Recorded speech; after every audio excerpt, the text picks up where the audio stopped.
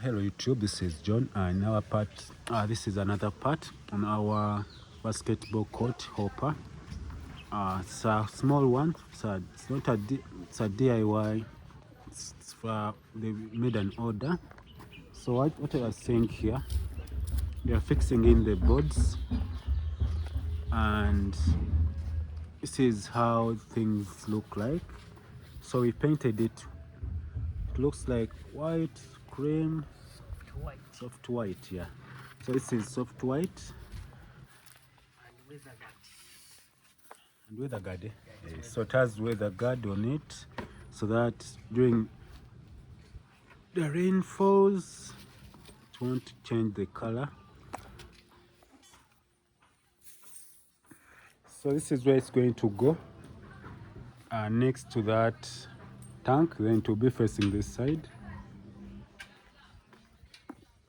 So